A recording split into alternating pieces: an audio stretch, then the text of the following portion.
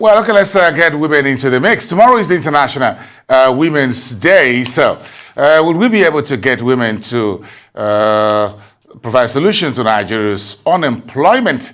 With a population of over 200 million people, Nigeria's unemployment official rate at 33% remains a concern for the public and private sector, especially with respect to government plans to lift 100 million Nigerians out of poverty over a 10-year period. Joining me to discuss this further is Taiye Aragbaye, the Global Strategy Consultant, the National Head, USA Chapter for Africa Young Entrepreneurs. Tomorrow is our day because every man has got a mother. So, whereas it's a Women's Day, we're joining you folks to say a happy International Day. But this big problem of unemployment, should we turn to you women to help us resolve it? We've tried them. It doesn't look like we are getting it. We're pushing it to you. There you are. Help us out. Well, thank you. Thank you for honoring us. I greatly appreciate it. And I think the issue with women, it's not a matter if we can. We are doing it. We're doing it in large and in small. Just most recently, there's an organization called Stories from Home. And I've been working with them for about approximately a year. And when we started, she had a vision. And her vision was to expand her business. And I pushed her to think beyond her borders, think globally. And I can say today, in 1 year, she has hired 3 additional people on her team. That's fascinating. And when we look at the female entrepreneurs across Nigeria, we have one of the largest female body of entrepreneurs, yet our economy is not really reflective of that. So if we can imagine what is possible, 23 female entrepreneurs employing 3 additional people within the community, how many jobs is that? So when I look at the situation, it's not really a matter of if, it's yes, we are doing it, yes, we can, if we have the proper support. If we look at studies, if we follow the patterns of the West, for instance, a recent report came out in the United States where we have female entrepreneurs collectively are creating jobs 40% more than corporate organizations. We're talking McDonald's, we're talking IBM, we're talking Walmart. My vision is that Nigerian women are very capable of doing the same thing. It's just a matter of investment. So you were pretty upset last week, were you, when the National Assembly says, let me dip your toes into the political hot waters when they said they rejected the bill for more women representation, as it were, politically speaking. Yeah, what I would say is we have to follow patterns, trends, and research. This is not an issue of women against men or men against women. And quite frankly, it's not even a political issue. It's a Nigerian issue. And if we do not include women, our economies are going to suffer.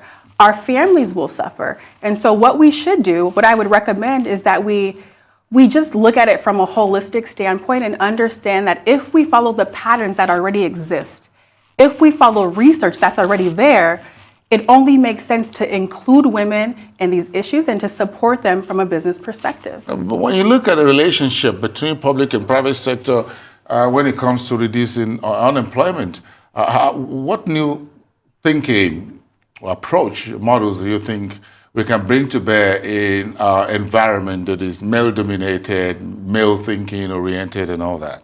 I think that's a really great question. And what I recommend is the approach of multi-sector collaboration. Just recently, this past Friday, and I want to thank Ondo State Governor Akeredolu and his innovative leadership. I was able to partner with leaders of Ondo to put on a program that empowers women. It's called I Am Change. And that program was specifically designed to empower women, but also provide them with the skills for mindset to be successful in their business, to scale their business. So not only did we focus on, of course, skills, but the mindset piece is critical. And what I would say is that leaders across Nigeria, to take that approach, multi-sector collaboration, because this is not a government issue. Again, it's a Nigerian issue. It's bigger than the private sector, it's bigger than any individual, and it's bigger than government. And the more that we come together, do we need a national policy agenda for this, what you're talking about? It looks like we have a few innovations here and there, but they all seem to come together to become holistic? Yes, what we're seeing is people working in silos. We're not seeing us working collectively together and collaboratively together.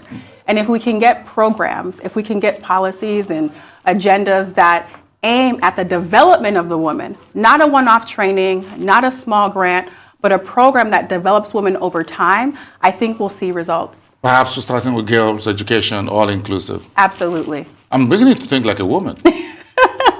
Something is, you folks are beginning to impact me. It's not a bad thing. Research does You say. impacted me. I mean, you preaching to the choir.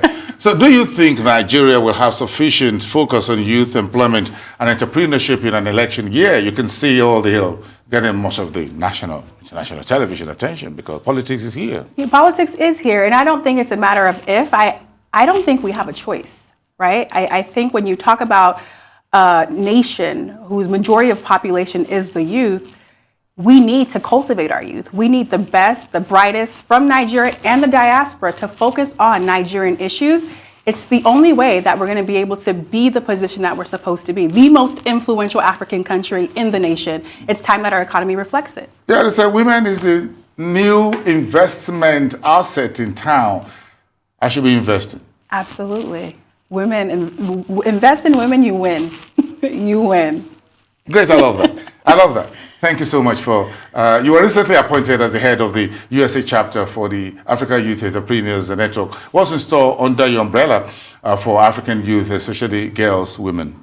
Yeah, well, one, I want to say we just celebrated 10 years, so I'm excited to have come in at a time where we're able to now shift and really focus on the expansion. As the national head, I'm excited to expand on a program called Harvest Africa, where we really showcased investment opportunities and business opportunities here in Africa.